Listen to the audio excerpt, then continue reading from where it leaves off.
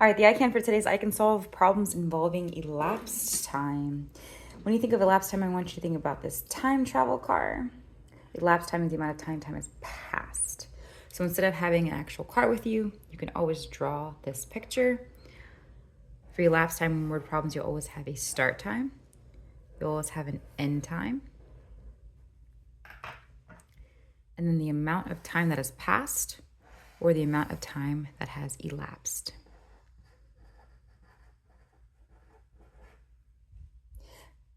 The start time is a tire, the end time is a tire, and the elapsed time is the body of the car. And you can always figure out what's missing or what's unknown if you draw this visual. All right, let's start by drawing our time travel car. My start time, my end time, the time that has elapsed or the time that has passed. Mr. Bowman begins his lunch break at 11:15 a.m. He eats a sandwich. He ends his lunch break at 12:02 p.m. to go back to work. How long was Mr. Bowman's lunch break? I'm given a start time, I'm given an end time. I don't know the time that is elapsed or passed. Remember, look at this as a timeline. The best piece of advice for elapsed time when solving for the amount of time that has passed is to look at hours. So 11:15, 12:02. The in-between hour is 12 o'clock. It's just easier to calculate. So I know from 11:15 to 12 o'clock is 45 minutes. And I know from 12 o'clock to 12:02 is 2 minutes.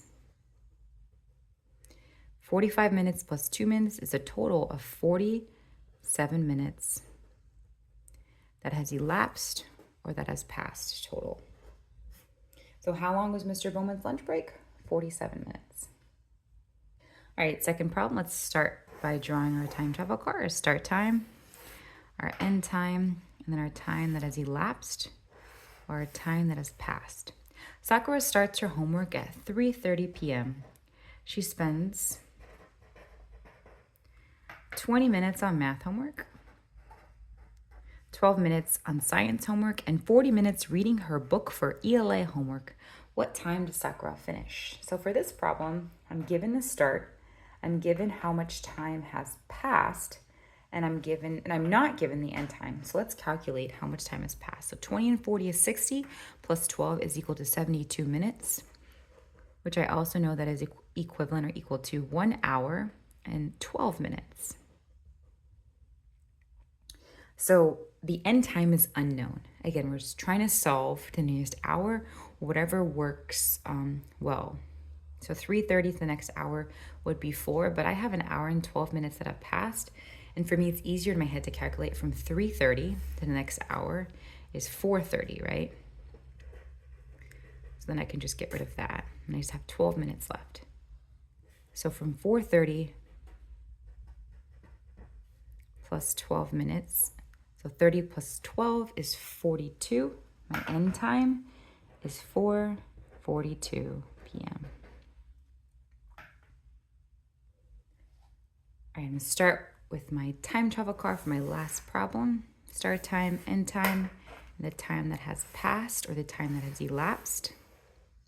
Mrs. Stanton wakes up in the morning and goes to the gym. I don't know what time is the start time.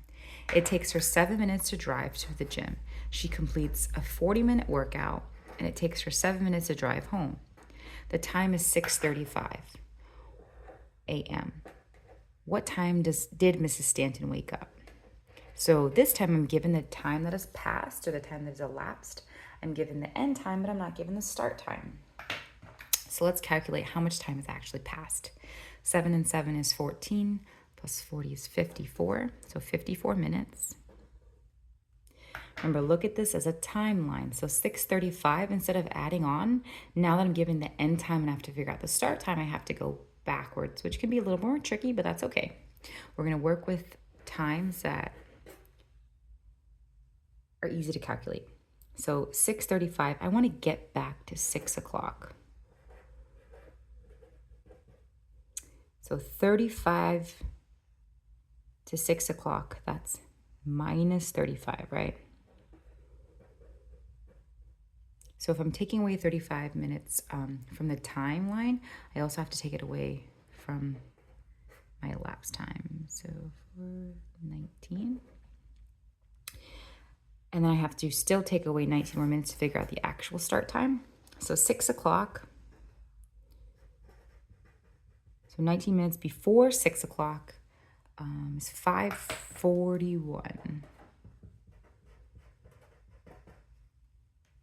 And this is a little bit more tricky, so you can always check your work by going forward and what you took away. My total was 54 minutes, right? So 5:41. Let's go forward just to make sure we did this correctly. Plus 19 minutes. 41 plus 19 is 60, or leading us to 6 a.m. And if I add 35 more minutes, that would equal 6:35. So when you're looking at elapsed time, just remember the time travel car. Remember to draw your two tires for your start time, your end time, and then the body is your elapsed time, and figure out what is unknown or what you're trying to solve for. And try to calculate to the nearest hour, adding if you're given your start time, subtracting if you're given your end time.